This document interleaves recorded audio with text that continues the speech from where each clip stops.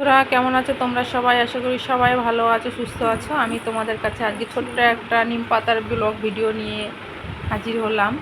তা দেখো, আমি নিম পাতাটাকে ছাড়িয়ে রেখেছি, বেগুনটাও ছোট ছোট করে কেটে রেখেছি, জলে ভিজিয়ে রেখেছি। তো নিম পাতাটা যেইটা আমি ছাড়িয়ে রেখেছি সেটাকে ভালো করে ধুয়ে কড়াইয়ের তেলের মধ্যে দিয়ে দিয়েছি। দিয়ে আস্তে আস্তে সেটাকে ভাজা হচ্ছে, এখনও ভাজাটা হয়নি। ভাজাটা হয়ে গেলে নিম পাতার একটা কালার চলে আসবে। তো এদিকে বেগুনটাকেও আমি ভাপ দিয়ে রেখেছি। তো দেখো, নিম পাতাটা অনেকটা কালার চলে এসেছে, মানে ভাজাটা প্রায় হয়ে গেছে। তো নিম পাতা এইভাবে যখন ভাজাটা হয়ে গেছে তখন আমি বেগুনটাকে ছেঁকে ছেঁকে আস্তে আস্তে দিয়ে দিচ্ছি। বেগুনটা ছেঁকে দেওয়ার পরে পরিমাণ মতন লবণ,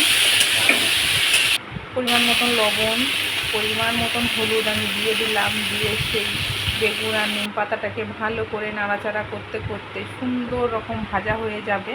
তো ভাজাটা হয়ে গেলে আমি একটা ছোট্ট পাত্রে সেটাকে তুলে রাখবো। তো ভিডিওটা কেমন লাগলো কমেন্টে জানিও। ধন্যবাদ, আমার সকল বন্ধুদেরকে জানাই শুভরাত্রি।